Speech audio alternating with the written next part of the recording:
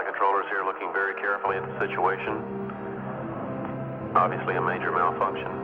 Reports from the flight dynamics officer indicate that the vehicle apparently exploded and that impact in the water at a point approximately 28.64 degrees north, 80.28 degrees west. We are awaiting verification from as to the location of the recovery forces in the field to see what may be possible at this point.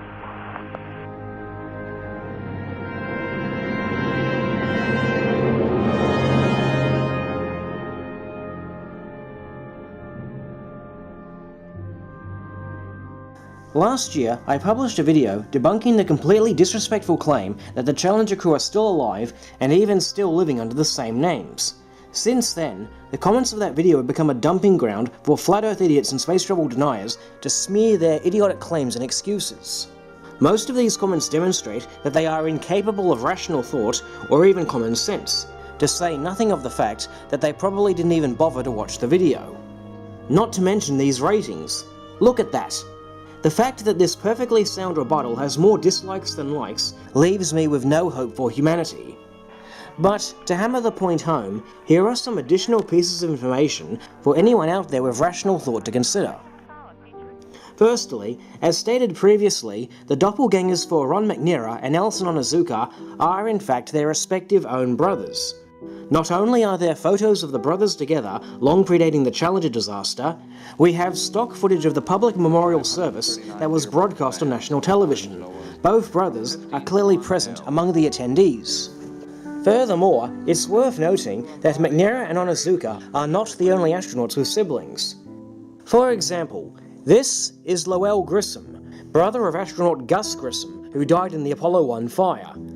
He looks a lot like his brother too, doesn't he? Using the logic of flat earthers and space travel deniers, this must mean the Apollo 1 fire was a hoax and the Apollo 1 crew are still alive. Obviously that's a wrong assumption, but it is exactly the same ill-considered logic used by Challenger deniers. How about a more recent example? This is Lynn Sultan. That name may not ring any bells, but she is in fact the sister of Laurel Clark, who died in the Columbia disaster. What do you know? She has family resemblance too. Using the logic of the Challenger deniers, the crew of Space Shuttle Columbia must also be alive. Never mind the fact that they have very different voices. You see the people and who they were as individuals, and while very sad and tragic, the stories of Challenger and Columbia are, I think they're it's an integral part of the overall 30-year history of the shuttles. I'm not really worried about our mission. I think we're well prepared to take care of the things that are the most likely. If there's something dreadfully wrong, appendicitis or that kind of a thing, then we can come back to Earth if we need to. The problem that's happening here is that brothers have not only family resemblance, but also physical differences. Since the deaths of their brothers, 30 years of aging has made that resemblance stand out more than their physical differences. There are several other serious issues with the conspiracy theory.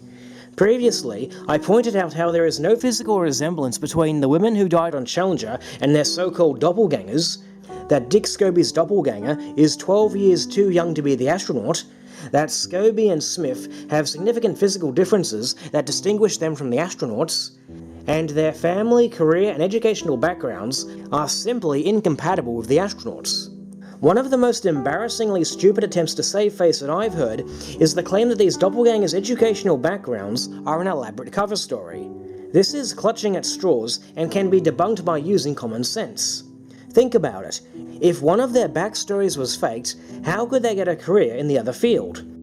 Contrary to what flat earth idiots would have you believe, you don't need to be a Freemason to become an astronaut.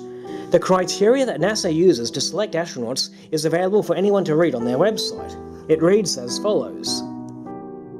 Today, to be considered for an astronaut position, US citizens must meet the following qualifications: a bachelor's degree in engineering, biological science, physical science, computer science, or mathematics. At least 3 years of related professional experience obtained after degree completion, or at least 1,000 hours pilot in command time on a jet aircraft. The ability to pass a NASA long-duration astronaut physical, Distant and near visual acuity must be correctable to 20/20 for each eye. The use of glasses is acceptable. The first piece of criteria is extremely important. From this alone, we can demonstrate that none of the doppelgangers are astronaut material. Consider, for example, Michael Smith, the astronaut. He satisfied the first set of criteria with his Master's in Aeronautical Engineering in 1968 at the US Navy Postgraduate School in California. That same year, Professor Michael Smith did his BSc in Psychology at the University of Wisconsin-Madison. In fact, all of his degrees are in psychology. If they were the same person, and one of their educational backgrounds was a cover story, how could he get a job as both an astronaut and a psychology professor? Degrees in psychology do not satisfy NASA's first set of criteria for becoming an astronaut. Likewise, degrees in naval science and aeronautical engineering do not make you qualified to teach psychology to university students. Would you hire someone who speaks Japanese to teach Italian? Of course not. You'd hire someone who speaks Italian to teach Italian. Okay, you can sit down. I am sick and tired of being just a language teacher. So instead, I'll be teaching you kids math today. Math, huh?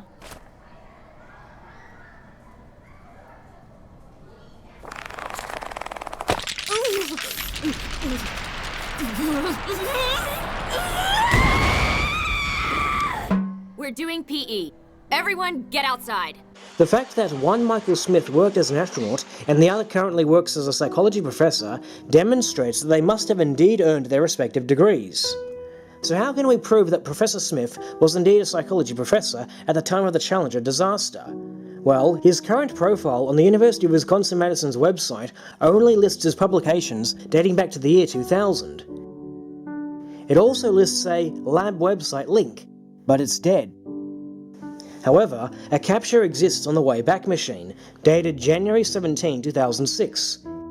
Interestingly, the publication section shows a photograph of Professor Smith taken from his right side, further exemplifying the physical differences between him and the astronaut. But more importantly, he lists many 20th century articles written or co-written by him.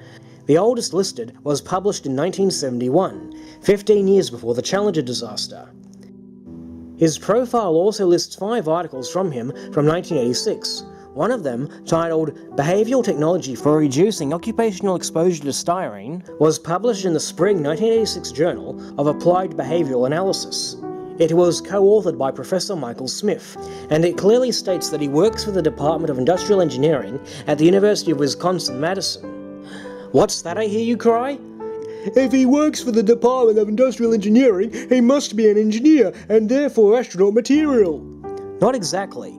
If you look back to his profile on the university's website, we learn that the Human Factors Research Division was moved from the Department of Psychology and incorporated into the College of Engineering. And as he explains in another 1986 paper, Professor Smith's expertise in industrial engineering lies purely in using robots to study human psychology. Again, that won't get you a career as an astronaut. How about another example? Dr. Judith Resnik satisfied the first set of NASA's criteria with her BSc in electrical engineering in 1970 and a PhD in electrical engineering in 1977 at the University of Maryland. Professor Judith Resnik from Yale, on the other hand, holds not a Bachelor of Science, but a Bachelor of Arts in Law. She is a Doctor of Law, not Science. And again, the years she earned these degrees clash with when astronaut Resnik was earning her PhD. A lawyer is not astronaut material. And if you were being sued, would you hire an electrical engineer to defend you at a trial? And speaking of which, as she is a lawyer, her resume lists several court and Senate hearings where she testified. 5 of them predated the Challenger disaster, the most recent of which is dated June 26, 1985. Her first post-Challenger hearing is dated September 25, 1987. Her resume also lists 2 papers she wrote in 1986, the year of the Challenger disaster. The first paper, Failing Faith, A Judiciary Procedure in Decline, can be found with a quick Google search, and was published in the spring 1986 issue of the University of Chicago Law Review. The paper clearly credits her as a professor of law at the University of Southern California Law Center, There can be no doubt that astronaut Resnik and Professor Resnik are indeed two different people. It goes on and on. CEO Scobie has a master's in business administration in marketing and management, hence his careers as CEO of branching and communication agencies. Again, that won't put you behind the controls of a spacecraft, and again, he's way too young to be astronaut Scobie. It should be clear that the claim that the Challenger crew are still alive does not withstand scrutiny and never will. That is because the Challenger crew are all dead. The claim that they are still alive is just a pathetic attempt by a bunch of scientifically illiterate kindergarten dropouts desperate to prop up their flat Earth nonsense and space travel denial. Earth is flat! It is stationary! Stationary! I will end this video with these words for any flat earthers and space travel deniers watching who made it this far. Let the fallen astronauts rest in peace. If you can't do that, please go fuck yourselves, and when you're done, go fuck your mother too.